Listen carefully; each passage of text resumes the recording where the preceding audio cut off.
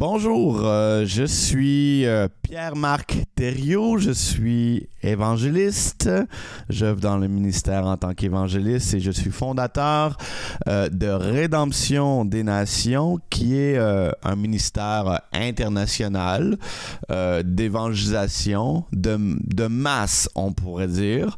Alors, pour expliquer un peu c'est quoi l'évangélisation de masse, eh bien, si vous connaissez des noms comme Reinhard Bonnke, Daniel Kolenda, T.L. Osborne, Daniel King et ces noms-là, eh bien, c'est ce à quoi Dieu m'a appelé, c'est ce que je fais dans le ministère aujourd'hui.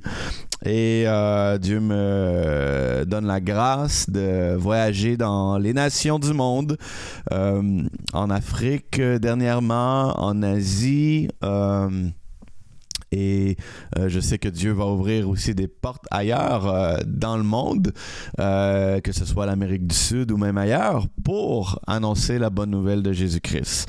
Alors maintenant, comment est-ce que tout ça a commencé? Comment est-ce que l'appel est venu sur ma propre vie? Ça remonte à mes 19 ans. En fait, j'ai grandi dans une famille chrétienne, mais c'est vraiment à l'âge de 19 ans que j'ai fait l'expérience de la nouvelle naissance, que j'ai donné ma vie à Jésus, mais immédiatement, l'appel de Dieu est venu en même temps que le salut dans ma vie. Et c'était une des raisons pourquoi, dans l'adolescence, je repoussais ma conversion, ma décision de suivre Jésus, parce que je savais déjà lors que le Seigneur Jésus m'appelait à le servir.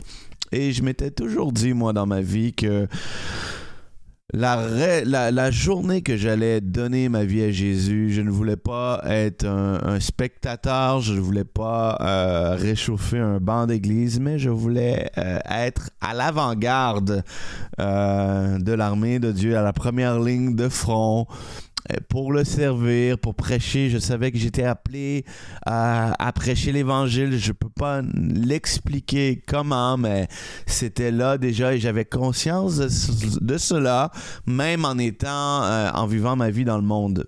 Alors, je repoussais ma décision alors de donner ma vie à Jésus jusqu'au jour à 19 ans où j'ai vraiment fait une expérience avec le Seigneur qui m'a transformé littéralement et j'ai donné ma vie à Jésus.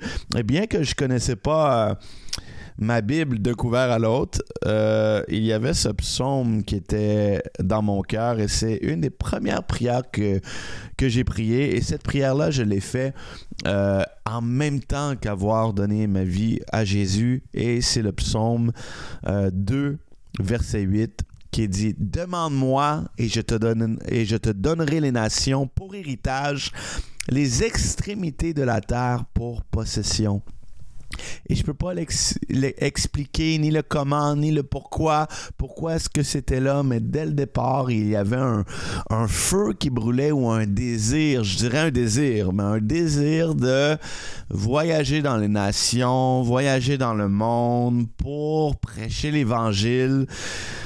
Et jusqu'à ce jour, aujourd'hui, moi, là, ce qui me fait souvent, ce qui m'excite, ce qui me fait triper, c'est de voir, de regarder sur Google Maps et d'apprendre des nouveaux noms, juste de voir des nouveaux pays. Je me dis chaque fois, wow, Seigneur, si tu pourrais ouvrir une porte un jour pour que j'aille dans ce pays-là prêcher l'Évangile. Tellement de pays des noms même qu'on ne connaît pas. Vous savez, tous les pays qui sont à côté au nord du Moyen-Orient, là, tous ces pays qui finissent en comme le Kadjadjistan, ou tous ces pays-là, tellement de pays qu'on ne connaît pas et qui sont aussi fermés à l'Évangile.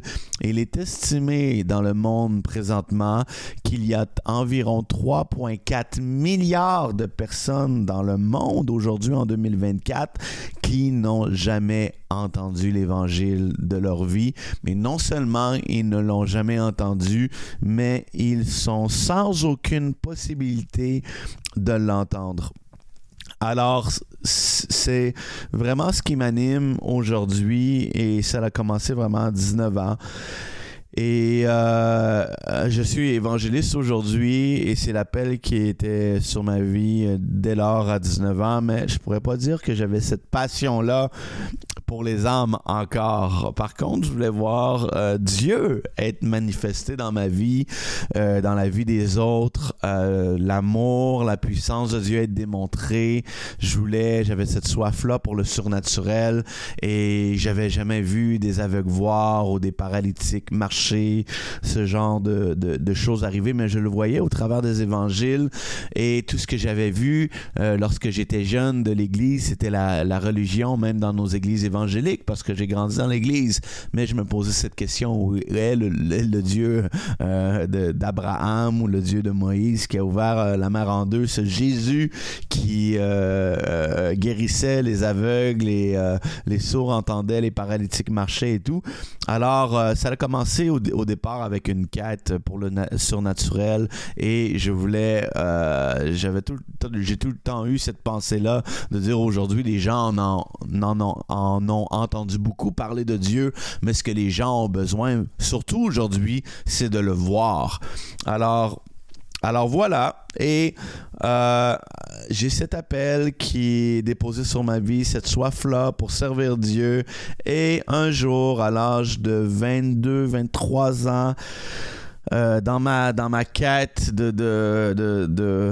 à la poursuite de Dieu pour me consacrer et me préparer au ministère, je tombe dans mes lectures sur un homme de Dieu qui a impacté ma vie d'une façon incroyable. C'est le docteur T.L. Osborn et c'est au travers de la lecture d'un livre qui s'appelle Le message qui fonctionne, ou en anglais on pourrait l'intituler The Message That Works. Alors, une des particularités des livres du Dr. Osborn, c'est dans chacun de ses livres, et Dieu sait que je les ai pas mal toutes lus depuis, mais dans chacun de ses livres, il y a une section en noir et blanc, et dans cette section se trouvent des images de toutes les foules, tous les pays, toutes les nations. Il avait prêché déjà dans plus, je crois, dans plus de 120 pays différents. Et le Dr. Osborn a aussi prêché à des foules. Il faisait de l'évangélisation de masse. Il était un pionnier dans la matière. Et souvent, il se tenait devant des foules de 100 000 personnes, 150 000 et plus, 150 000 personnes et plus, prêchant l'Évangile. Et dans ses livres, on voit la première fois, je me souviens que je me suis retrouvé avec l'un de ses livres et que j'ai vu ces images de foule, ainsi que les images des miracles. Ça m'a tellement impacté, c'est descendu droit dans mon cœur et je me souviens à ce moment-là, je me suis dit en moi-même, wow, s'il y a une chose qu'un homme peut choisir de faire pour sa vie, s'il y aurait une chose que moi, je pourrais choisir de faire dans ma vie, eh bien, ce serait cela. Je me disais en moi-même, il n'y a pas plus grand, ou il n'y a pas plus beau, il n'y a pas plus merveilleux que de pouvoir consacrer sa vie à voyager dans les nations comme ça et annoncer Christ et voir des dizaines de milliers de personnes venir à Jésus en masse et voir les aveugles voir, les sourds entendre et former et ça m'avait tellement impacté. Je me souviens à la lecture de ce livre-là, le Seigneur m'a parlé dans mon cœur et il m'a dit de la même manière que j'ai utilisé le Dr. T.L. Osborn, c'est de la même façon que je vais t'utiliser toi. Voici ce à quoi je t'appelle. Alors, mes yeux l'avaient jamais expérimenté, donc je veux dire, j'avais jamais assisté encore à un festival, à une croisade, l'évangélisation de masse. Tout cela m'était inconnu. J'avais jamais assisté à un tel événement. Mes yeux ne l'avaient jamais vu physiquement. Mais à ce moment-là, je pouvais dire que mes yeux spirituels avaient attrapé la vision. Dieu avait téléchargé dans mon esprit ses projets, son rêve, son appel concernant ma vie à ce moment-là. Maintenant, se posait un problème parce que je ne connaissais personne au Québec ou même dans toute la francophonie qui exerçait ce type de ministère. Ça n'existait pas au Québec et encore aujourd'hui, je suis un pionnier, si on pourrait dire, dans ce type de ministère qui est l'évangélisation de masse et de croisade dans des nations autres, des nations éloignées, autres que le Canada, que le Québec. Alors, lorsque Dieu m'a montré ça, j'étais face à un problème. Personne ne pouvait m'enseigner comment faire. J'avais ce désir de me rendre du point A pour me rendre au point B, mais personne ne pouvait m'enseigner comment me rendre du point A et aller au point B. Donc, j'étais face à un problème. Et ça l'a pris 2 ou 3 ans avant que un jour, mon pasteur à l'époque se retrouve à assister une conférence à Branson, au Missouri, une conférence de pasteurs. Et alors qu'il est assis durant l'heure du dîner, il est assis à une table, il s'apprête à manger et vient s'asseoir devant lui un jeune homme qui à l'époque était dans la début trentaine. Moi j'avais 25 ans peut-être, 24-25 ans. Lui il avait peut-être 29-30 ans.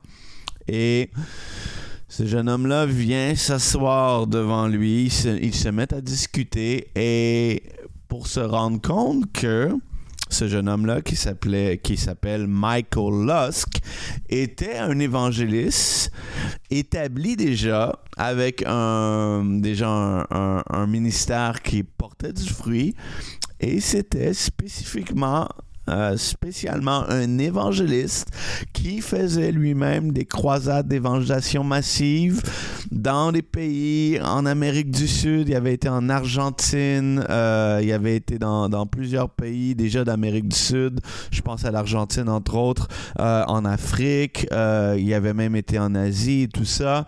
Et non seulement ça, et c'est vraiment par des circonstances exceptionnelles. Seulement Dieu a pu faire concourir ces choses-là ensemble.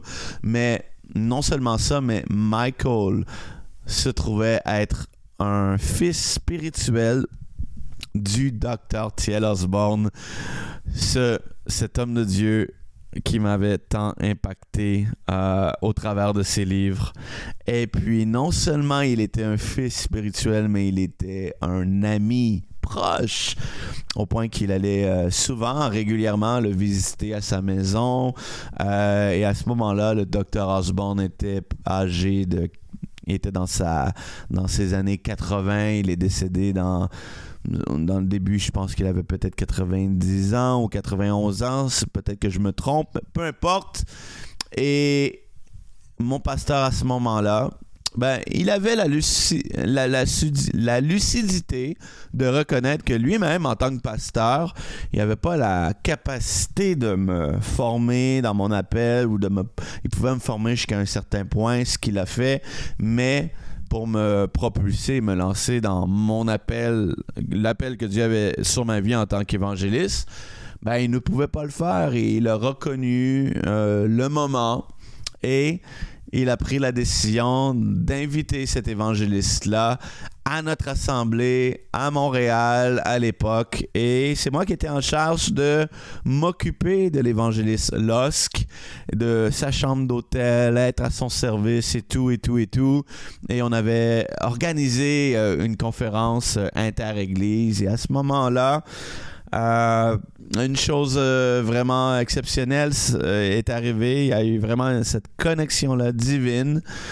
L'évangéliste, le révérend Lusk, qui est devenu non seulement un mentor pour moi, mais il est devenu un ami très très proche, un ami intime à moi, lui et son épouse, moi et ma femme aujourd'hui. On a développé cette amitié-là. Et suite à cette conférence-là inter-église que il avait donné à Montréal, s'en est suivi, il nous a invités à son école de ministère. Il avait démarré une école de ministère international où il y avait des gens qui pouvaient, d'ailleurs dans le monde, à leurs frais, faire le voyage, aller aux États-Unis et faire partie de son école d'évangéliste. Qui s'appelait l'Institut des ambassadeurs, The Ambassador Institute. Et on s'est enrôlé là. On s'est enrôlé dans ce programme-là, dans cet institut-là. Et pendant 1 mois, moi et Marie-Pierre, on venait tout juste de se marier. On avait 25 ans.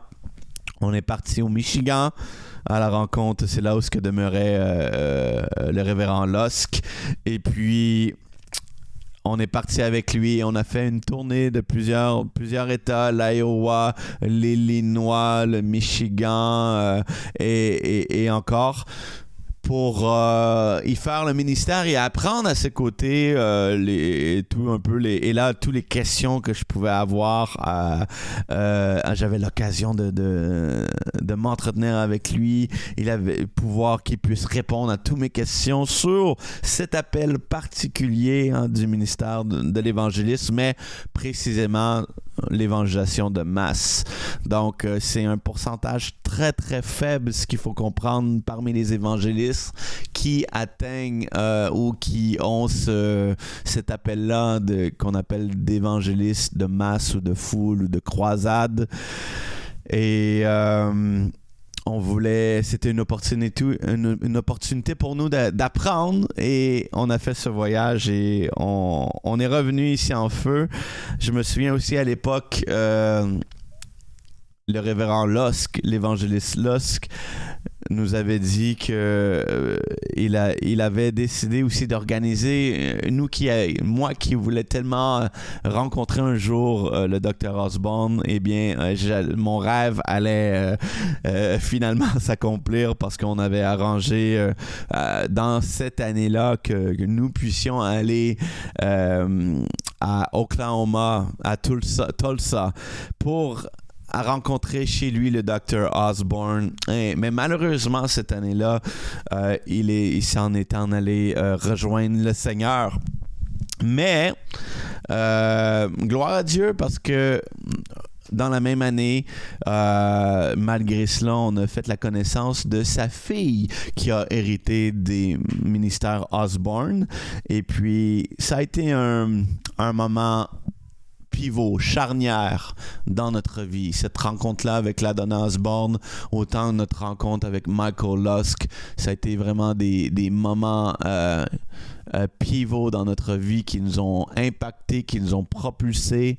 L'impression et l'impact dans ce court moment-là qu'on a eu avec LaDonna Osborne, Bishop LaDonna, ça a été incroyable. Et on a eu, je me souviens, elle a prié pour nous. Elle était à la même hôtel que nous. Et dans le lobby, là, on l'a rencontrée dans le hall d'entrée de l'hôtel. Là, je me souviens qu'elle avait prié pour nous, pour que Dieu puisse nous relâcher, nous propulser dans ce ministère d'évangélisation de masse, et qu'elle faisait avec succès. Aujourd'hui, 70 ans et passé de track record, de ministère d'évangélisation, de succès éprouvé. Et encore aujourd'hui, elle prêche et elle voyage dans les nations. Et ce temps-là qu'on avait eu, je m'en souviendrai toujours. Et encore une fois, on avait eu ce moment privilégié où on avait été au restaurant, aller déjeuner ensemble. Et là, j'avais pu lui demander toutes les questions que j'avais à propos du ministère, ce ministère particulier, et puis à propos de son père, à propos d'elle. C'est comme si je me retrouvais devant, je sais pas moi, une célébrité ou quelqu'un c'était vraiment incroyable. Alors, suite à ça, je reviens au Québec, moi et Marie-Pierre. Et puis là, vous savez, là, on est en feu, on est motivé, on est excité, et on se dit, voilà notre chance de démarrer maintenant le ministère. Je vais commencer déjà à prêcher à l'âge de 24 ans. Là, j'ai 26 ans. Et puis, on démarre. Je me suis dit, voilà, on va démarrer le ministère et dans les nations et on va faire notre première croisade d'évangélisation massive. Et ça a été en Haïti, un pasteur, un jeune pasteur que j'ai rencontré ici, qui avait des connexions dans la ville de Font-Parisien en Haïti. C'est une ville qui est à la frontière à la frontière de la République dominicaine. Et puis, ça a été des débuts très, très, très modestes parce que j'avais pas de support, j'avais pas d'encouragement non plus, même pas de mes propres pasteurs ou j'avais pas de support financier, j'avais rien, sauf ma détermination de poursuivre l'appel de Dieu. J'étais revenu de cette école-là et on était excités, on a dit enfin, maintenant c'est notre temps, on va démarrer. J'ai 26 ans et j'assemble mes économies, tout ce que j'avais travaillé de mon propre labeur, $3,000 que j'avais mis de côté, que j'avais épargné pour faire cette croisade-là. On avait réussi à rassembler une douzaine d'églises à Font-Parisien qui se sont assemblées ensemble pour nous recevoir et ça a été un succès malgré tous les embûches qu'on a eues. Je me souviens que quand j'y pense, wow, dans ma naïveté, j'avais même pas pensé à réserver l'hôtel là-bas. Et c'est vraiment quand je suis arrivé là-bas et j'ai constaté le pays, comment c'était et tout, je disais, oh mon Dieu! Mais Dieu a fait grâce. Il est arrivé vraiment un miracle où est-ce que quelqu'un de haut placé qui travaillait à la mairie, qui était un proche du maire de la ville, il était propriétaire d'une villa et il nous a prêté sa villa avec une servante qui était là dans la maison. Il avait les repas fournis, l'air climatisé en plus et tout ça. Et c'est wow, gloire à Dieu. Toutes choses concourent ensemble, hein? Toutes choses concourent au bien de ceux qui aiment Dieu. Et même dans nos erreurs, Dieu est là et il pourvoit. Et dans ces débuts modestes, on a eu une foule de 2000 personnes par soir qui se sont assemblées pour entendre la bonne nouvelle de Jésus, plusieurs miracles, et puis environ 100 personnes en tout et partout ont donné leur vie au Seigneur Jésus-Christ. Pour la première fois, je parle de décisions qui ont été enregistrées, qui ont été comptabilisées. Et puis, c'était merveilleux. Donc là, vous devinez que lorsqu'on est revenu au Québec, et là, il n'y a plus rien qui pouvait nous arrêter. On venait de faire notre premier événement, c'était un succès et on arrive ici zélé et on se dit on va commencer à avoir sûrement un support de l'église locale ou des églises que l'on connaît, même des portes commençaient à s'ouvrir un peu partout, des églises avaient commencé à nous inviter pour la prédication et tout cela. Et à ce moment-là, j'étais pas encore ordonné.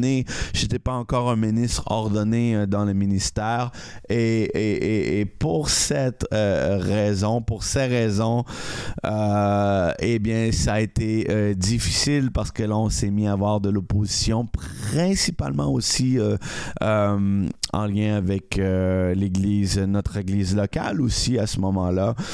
Et ce qui m'a plongé dans une période d'incompréhension et je pourrais dire jusqu'à un certain point de frustration même parce que le zèle et les rêves et les grands plans qui nous animaient finalement c'était beaucoup plus ardu et beaucoup plus difficile d'aller de l'avant et d'accomplir les rêves que Dieu avait dans nos cœurs. Et même qu'on ne pouvait pas en parler beaucoup parce que c'était tellement grand quand on parle de voyager dans les nations, prêcher à des dizaines, à des centaines de milliers de personnes, à des foules de 10 000, 20 000, 30 000. Et tu parles de ça à tes pasteurs ou à n'importe qui, et la réaction première, tu te sens un peu comme Joseph. Vous comprenez? Joseph avec ses frères, que lorsqu'il a exposé son rêve qu'il avait eu de Dieu, ils l'ont traité d'arrogant, d'orgueilleux, et ils s'en sont pris à lui. Donc c'est un petit peu comme cela que le sentiment qui m'habitait et le découragement. Et s'en est suivi une période de désert interminable qui a perduré pendant 10 ans, de mes 26 ans à 36 ans. Ça a été un long désert. Oui, bien sûr, quand même, tout de même, je prêchais la parole de Dieu de temps à autre. Je servais dans l'église locale. Mais tous ces rêves-là ont été mis en pause, en berne, et c'est ce que j'appelle ma période plus sombre, ma période de désert. Désert qui a été probablement très important pour ma vie, parce que c'est là où ce que Dieu a vraiment travaillé mon cœur, qu'il a éprouvé mon caractère pour m'amener là où ce que je suis maintenant, que là nous vivons l'appel de Dieu et que nous sommes en plein dans le rêve et l'appel de Dieu. Nous sommes en plein dedans en ce moment, mais un peu comme Jésus qui a été amené dans le désert pour être éprouvé, pour être tenté.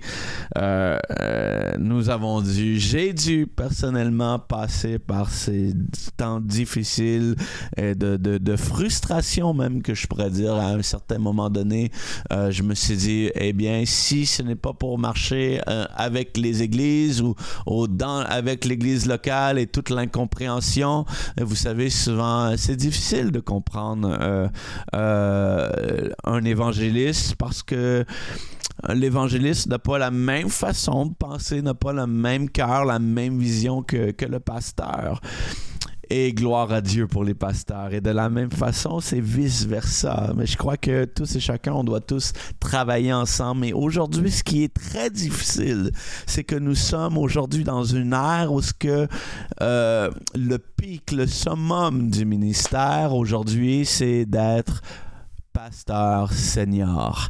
Et la mentalité qui s'est incrustée dans les églises aujourd'hui, c'est que le bas de l'échelle du ministère, c'est de commencer en tant qu'évangéliste. Alors, combien de pasteurs j'ai entendu qui disent, moi, quand j'ai commencé, j'étais un simple évangéliste et j'étais dans la rue et je faisais du porte-à-porte, ou peu importe, et je témoignais et j'ai œuvré comme évangéliste. Et après, je suis devenu pasteur de jeunesse. Et après, j'ai monté en grade, je suis devenu assistant pasteur.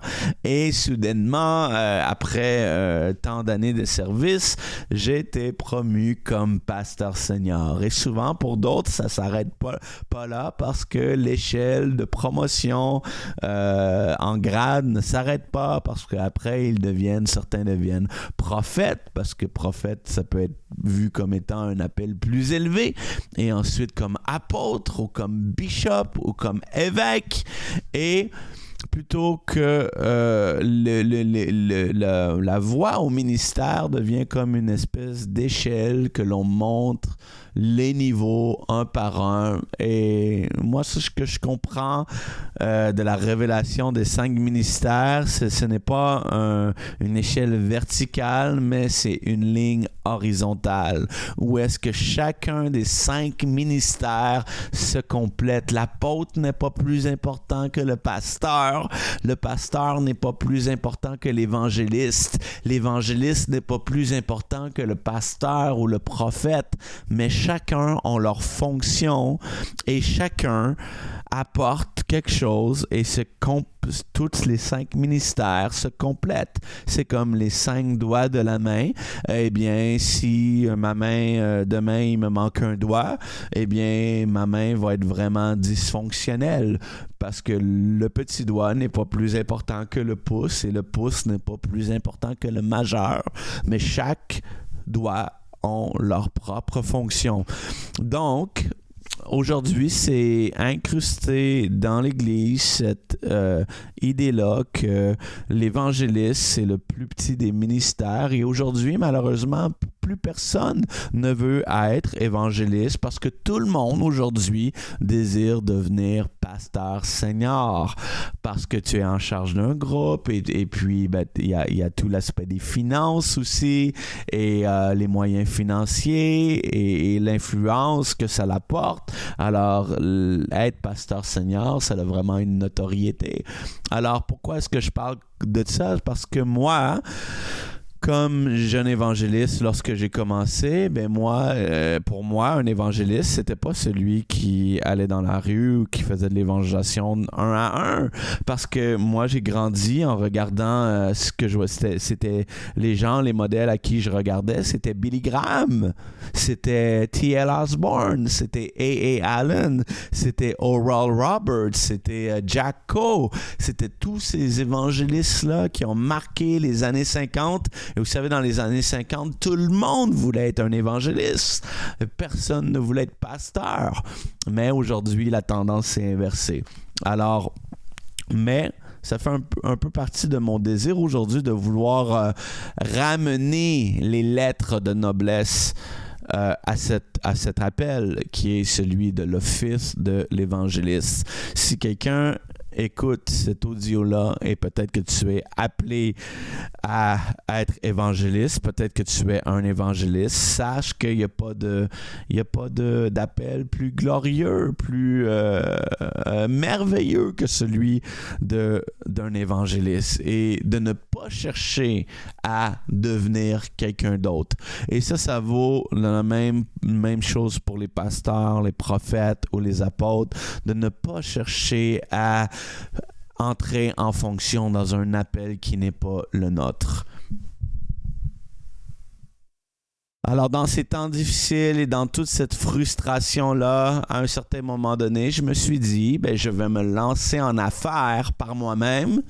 Et puis, c'était pour moi un peu comme un échappatoire, bien que mes intentions étaient bonnes, parce que l'intention de départ était de dire, je vais me lancer en affaires, nous allons nous lancer, moi et mon épouse, en affaires, et nous allons nous bâtir un véhicule financier pour nous permettre de nous donner une indépendance financière afin que nous puissions œuvrer dans le ministère, faire ces croisades-là, répondre à l'appel tout en étant à la charge de personne et en étant libre financièrement. Mais finalement, je suis toujours dans cette période de désert, mais dans ces 10 ans-là, malheureusement, ces choses ont commencé à nous prendre de plus en plus de notre temps et de notre énergie et nous éloigner pas nécessairement de notre salut mais de l'appel de Dieu. J'étais en train de littéralement de m'éloigner de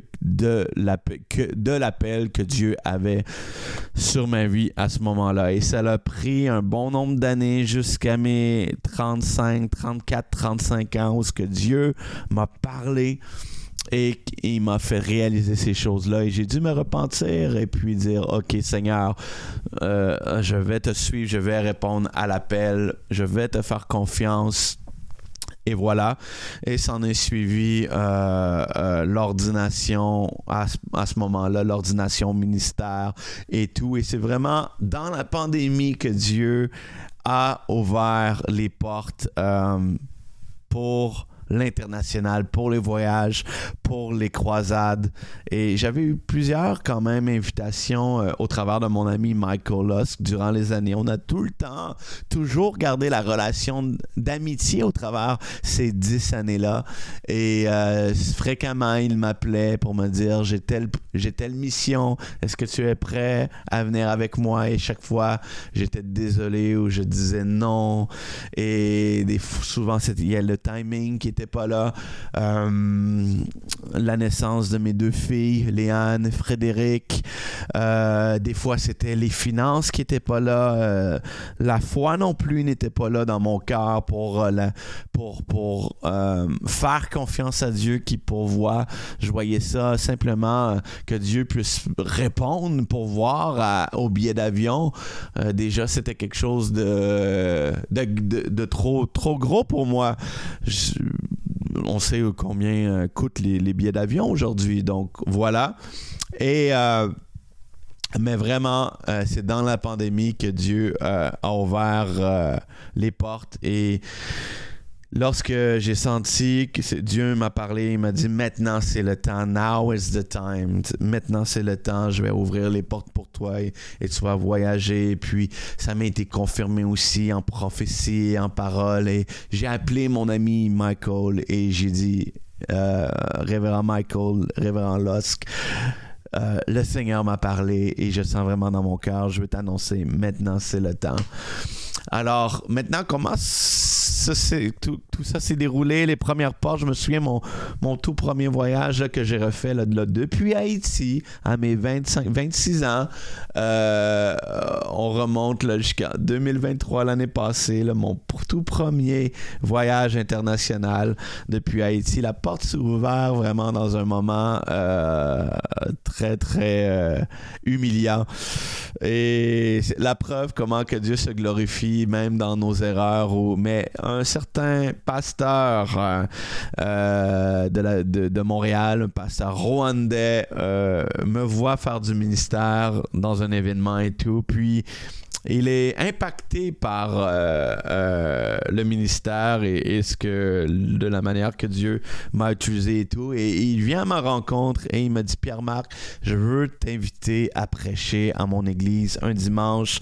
Viens apporter la parole. » Et puis j'accepte l'invitation, mais ce qu'il ne m'a pas dit, c'est que ce dimanche-là qu'il m'avait invité, il avait un autre invité qu'il avait invité, qui venait, lui, c'est un pasteur rwandais aussi, mais qui venait de la Hollande, et lui était venu pour un week-end complet, vendredi, samedi, dimanche, pour prêcher la parole. Mais ça, il m'en parle pas. Et puis, la réunion vient le dimanche, je prêche la parole de Dieu, et puis des personnes, des âmes, des gens se donnent leur vie au Seigneur Jésus, répondent à l'appel, répondent au message. Le Saint-Esprit est à l'œuvre, même des gens sont libérés de mauvais esprits. Et moi, je prends le temps que je dois prendre pour faire le ministère de façon régulière, comme j'ai l'habitude de faire sans déborder. Mais après le message et après le temps ministère, le pasteur qui m'invite reprend le micro en main et annonce à l'assemblée et dit « C'est malheureux parce que, nous n'avons plus de temps pour notre invité principal. » Et là, à ce moment-là, je voulais mourir dans mon siège. J'étais assis à l'avant dans les invités d'honneur parce que j'étais invité à prêcher. Ce pasteur-là, qui était le pasteur Édouard, qui était lui l'invité principal, n'avait même plus de temps parce qu'il devait prêcher après moi et je voulais mourir. Et je me souviens, après la réunion, on est allé dans le bureau du pasteur pour un goûter, prendre un café, et j'étais là et je m'excusais, pasteur Édouard, pasteur, et je m'excuse et je savais pas et tout ça, et tous les deux, à ma grande surprise, ils étaient là, non, excuse-toi pas, non, c'est beau, homme de Dieu. Et c'était vraiment Dieu, c'était vraiment le Saint-Esprit. J'ai vraiment été touché, impacté par ton message. Et là, wow! Et j'avais de la misère à en croire de ce que j'entendais, mes oreilles. Et même, il dit que je veux t'inviter en Hollande. Je veux que tu viennes à mon église et je veux que tu prêches à mon église. Et non seulement ça, si tu le veux, on va organiser ensemble un événement. Tu vas venir, tu vas prendre l'avion en Hollande. Et de la Hollande, on va aller ensemble au Rwanda. Et on va faire cet événement-là ensemble. Et wow, je retourne chez moi et je dis au Seigneur, sais-tu quoi, Dieu? Sais-tu quoi, Seigneur? Si ça vient vraiment de toi, tu vas faire en sorte que lui me rappelle. j'étais encore impacté par les circonstances de ce qui venait d'arriver. J'ai dit à Dieu, il n'est pas question que je rappelle le pasteur Édouard de la Hollande. Je ne le rappellerai pas, je ne le solliciterai pas, mais si toi tu veux que j'aille en Hollande et au Rwanda, et une des raisons pourquoi que je l'avais fait, c'est que j'avais déjà ma première croisade au Bénin qui s'en venait au mois de, je crois que c'était au mois de mars 2023. Et bon, peut-être comme plusieurs d'entre vous, peut-être savez, d'autres ne savaient pas, mais ces croisades-là coûtent des milliers de dollars à financer. Et c'était déjà quelque chose de gros pour moi d'avoir à financer cette première croisade-là, des milliers de dollars. Et là, d'ajouter cette croisade-là au Bénin à Djakotomé était en février. Et là, je devais aller après en mars au Rwanda et c'était comme un peu trop pour moi, trop de sous, trop d'argent, je pouvais pas. Alors j'ai dit à Dieu, si vraiment tu veux que j'accepte et que j'y aille, tu vas pourvoir, mais tu vas faire en sorte que le pasteur me recontacte parce que moi je vais pas le recontacter. Et 2 jours après, je revenais de travailler, j'étais dans mon stationnement et je reçois un appel et c'était le pasteur Édouard qui me dit, homme de Dieu, vraiment, et si je me souviens, il disait toujours ça, vraiment. Il dit vraiment, homme de Dieu, j'étais tellement impacté, tellement touché, ça m'a tellement touché votre message. J'ai dit, je veux que vous venez en Hollande et que vous venez au Rwanda prêcher l'Évangile. Et à ce moment-là, j'ai dit oui. Et depuis ce temps-là, tous les événements qu'on a fait, depuis, on a fait 4 ou 5 croisades déjà.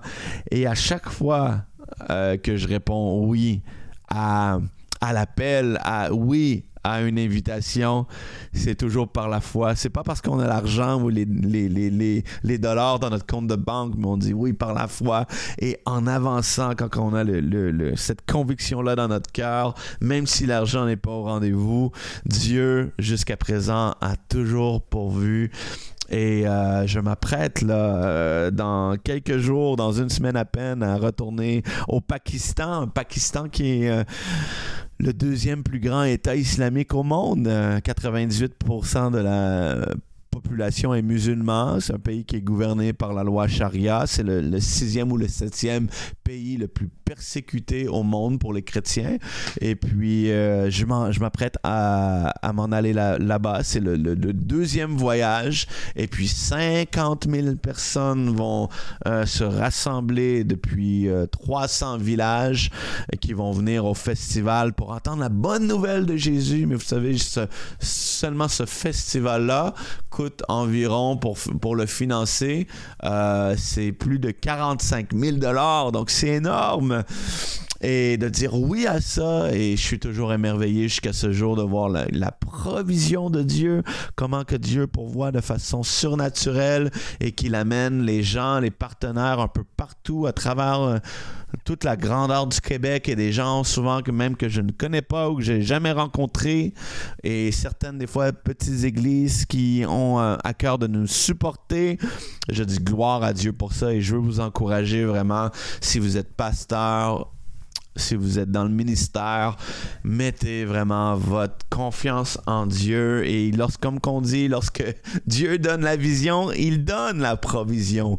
Mais il faut faire ces pas de foi-là, mais de ne pas avoir peur d'avoir des grands rêves pour Dieu. Donc, depuis ce jour, maintenant, on a fait une croisade d'évangélisation à Djakotomé, au Bénin, qui est le pays en Afrique où la sorcellerie est le plus élevée, où il y a le plus de sorcellerie. Le vaudou est né au Bénin. J'ai fait ma première campagne d'évangélisation de masse au Pakistan en novembre 2023 au Pakistan. C'est la première fois dans ce pays-là, en Asie, tout près du Moyen-Orient. Et on a vu 16 000 personnes donner leur vie à Jésus. C'était formidable.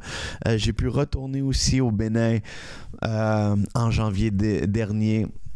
Dans dans un milieu très rural, très très éloigné de la capitale de Cotonou, à Tokpa-Domé. Et vraiment notre cœur, Rédemption des Nations, c'est d'aller là où ce que Christ n'a pas été annoncé. Un des témoignages qui m'a vraiment touché d'un pasteur à Tokpa-Domé, c'est qu'il a dit, wow, il dit, quand il a vu la région et lorsqu'il est venu à notre séminaire et à notre festival et il a réalisé où ce que l'on faisait, les lieux, la ville, Tokpa-Domé, il a dit, wow, il dit, il faut vraiment que vous soyez envoyés de Dieu. Il faut vraiment que ce soit Dieu qui vous envoie parce que aucun missionnaire n'est jamais venu ici dans cette région du Bénin. Et non seulement ça, nous-mêmes les pasteurs, même moi en tant que pasteur, ça m'a jamais intéressé de venir dans cette région parce que c'est beaucoup trop creux, c'est beaucoup trop loin. Personne n'oserait jamais venir ici pour faire un tel événement. Mais nous l'avons fait. Et un verset qui se rattache à ça. Romains, chapitre 15, verset 20. Paul qui dit « Je me suis fait honneur d'annoncer l'Évangile là où Christ n'avait point été nommé, afin de ne pas bâtir sur le fondement d'autrui. » Alors aujourd'hui, on voit des gros ministères souvent faire des grandes campagnes ou soit des conférences ou des grandes campagnes, mais dans les plus grandes villes, dans les capitales. Et souvent dans ces régions-là, dans les capitales, la majorité des gens connaissent Jésus. Si vous allez à Côte d'Ivoire ou vous faites un événement à Abidjan, la majorité des gens connaissent le Seigneur, ont entendu parler de l'Évangile. Que ce soit en Afrique ou ailleurs ou n'importe quel pays dans le monde, mais notre cœur vraiment c'est d'aller dans plus creux dans les territoires comme dans un pays, que ce soit à 3 heures, à 4 heures, à 5 heures de la capitale, pour aller dans des endroits où ce que l'évangile n'a pas percé, dans des endroits où ce que c'est très difficile, et d'aller atteindre les gens qui sont oubliés, les gens qui sont délaissés, des gens qui viennent, qui personne ne fait de cas de leur personne. Ils existent. Ils font partie de la merveilleuse création de Dieu, mais des gens que personne n'irait voir. Et c'est vraiment le cœur de notre ministère, c'est d'aller dans ces nations-là et d'aller faire ces grandes campagnes d'évangélisation massive devant où ce que ces grands festivals-là, où ce que des dizaines de milliers de personnes viennent entendre l'évangile pour la première fois et recevoir Jésus. J'aime aussi ce verset-là dans Isaïe 49, verset 6, qui dit « Je t'ai établi pour être la lumière des nations, pour porter mon salut jusqu'aux extrémités de la terre. » Et c'est ça, Rédemption des Nations, c'est d'être une lumière pour les nations, d'apporter la rédemption, l'œuvre de Christ, de prêcher Jésus. Nous sommes un ministère. Je suis quelqu'un qui prêche Christ, qui prêche Jésus. Et notre vision, ma vision, c'est ça, c'est vraiment de porter le salut jusqu'aux extrémités de la terre, dans les coins les plus reculés, là où ce que personne va. Là, jusqu'à présent, on a des invitations, des pourparlers avec la Colombie, avec on a une croisade qui s'en vient officiellement en 2025 au Togo. D'autres croisades en préparation pour le Pakistan aussi, mais des portes qui s'ouvrent aussi pour le Népal. Le Népal qui est à 99% bouddhiste, et il y a d'autres aussi religions au Népal, mais et les chrétiens sont persécutés là-bas parce que les Bibles sont en contrebande, il faut les amener en contrebande et tout. Et je prie que d'autres portes aussi s'ouvrent dans les nations partout dans le monde à l'heure actuelle. Pas plus tard que cette semaine, je voyais mon ami le révérend Lusk qui était sur un Zoom avec 10 ministres russes sur un appel Zoom pour les former dans l'évangélisation. Et quand que j'ai vu ça, j'ai fait « Wow! 10 personnes qui viennent de la Russie. Et en ce moment, on pourrait regarder ça et toute la haine vis-à-vis envers la Russie et le conflit avec l'Ukraine. Mais Dieu aime la Russie et Dieu veut sauver la Russie. Et je prie aussi que Dieu ouvre des portes un jour en Russie et dans ces pays-là slovaques pour pouvoir y apporter l'évangile de Jésus-Christ. Je veux terminer en vous partageant un miracle. J'allais dire aussi, jusqu'à présent, Dieu a ouvert les portes pour me permettre, j'ai prêché dans 9 pays différents jusqu'à présent. Et je ne pouvais pas terminer sans vous parler d'un témoignage de miracle. C'est quelque chose qui est vraiment récurrent dans nos festivals, partout où on va prêcher l'Évangile et faire ces festivals-là.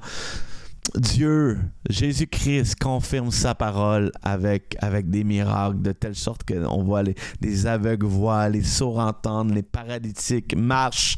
Au festival en 2023 à Jacotome, nous avons vu 6 personnes qui étaient complètement aveugles recouvrir la vue. Et à notre dernier festival au Bénin, à Tokpa-Dome, un nombre impressionnant de paralytiques étaient transportés par des amis, étaient transportés sur le sol devant la plateforme. C'était une scène incroyable, vraiment prenante de voir ça. Les gens étaient transportés à bras par des amis, étaient déposés sur le sol, sur des draps à terre, dans la poussière. Et souvent ces gens-là, qu'on parlait tantôt, les gens délaissés, les gens qu'on ne tient pas compte, ces gens-là dans des lieux souvent des gens illettrés et ces gens-là qui viennent entendre à propos de Jésus, qui viennent entendre l'Évangile. Et souvent, l'image qu'on a, on les voit, puis certains vont se cacher le visage parce que leurs dents sont pourries dans leur bouche. Certains vont cacher leurs pieds. On les voit, ils sont assis par terre, mais ils vont cacher leurs pieds avec un drap parce que leurs pieds ne sont pas beaux comme nos pieds à nous. Leurs pieds sont tout maganés à force de marcher nus et parfois déformés. Et c'est vraiment l'amour de Christ. Qu'est-ce qui nous pousse à aller dans ces nations-là et apporter l'Évangile jusqu'aux extrémités de la terre? C'est l'amour de Christ qui nous presse. Alors, je termine avec un miracle incroyable qui vient de se produire au Libéria. Je reviens au mois de mars dernier on a été faire une campagne d'évangélisation massive, un festival, comme qu'on les appelle, au Libéria, dans la ville de Bukana, qui se trouve à 3 heures de la capitale, qui s'appelle Monrovia. Et puis là, le soir que je prêchais, il y avait une femme qui était tout comme dans la Bible.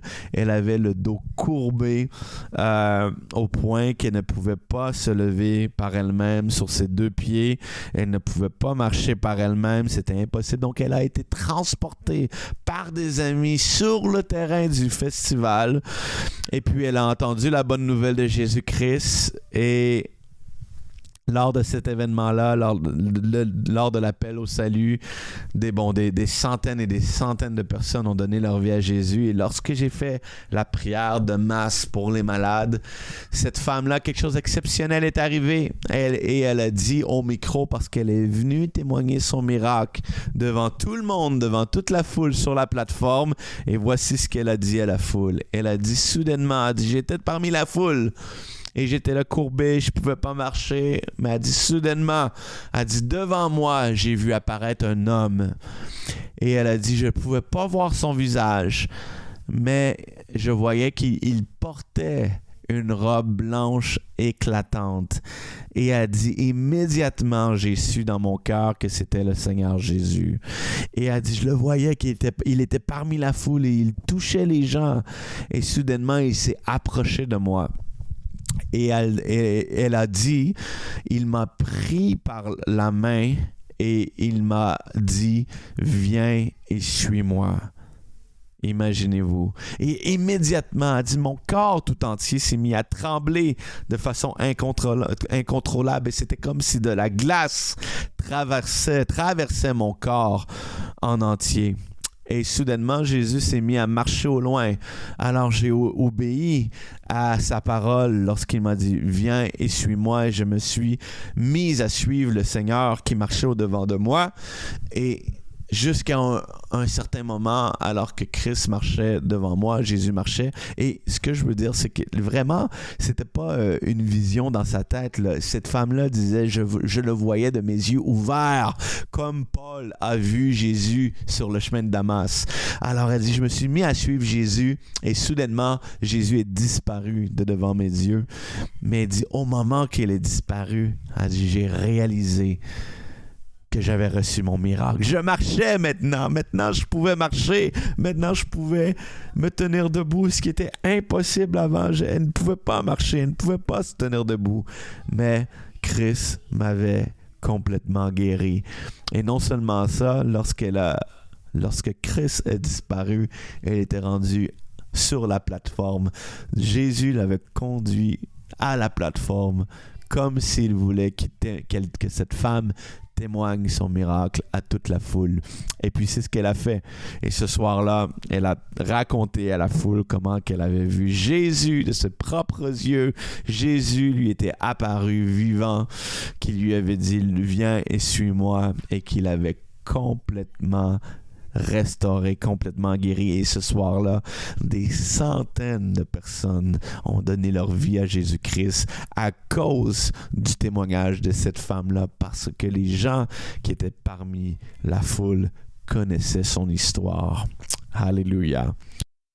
Alors voilà mon histoire, voilà notre témoignage, comment est-ce que Dieu nous a fait entrer dans ce ministère, et je prie vraiment que Dieu puisse vous faire entrer dans cette terre promise-là, dans la vision, dans le rêve que Dieu a déposé dans votre cœur, toutes les promesses et toutes ces prophéties-là, ces paroles qui ont été prononcées sur votre vie, qu'elles puissent tous se réaliser au nom de Jésus-Christ.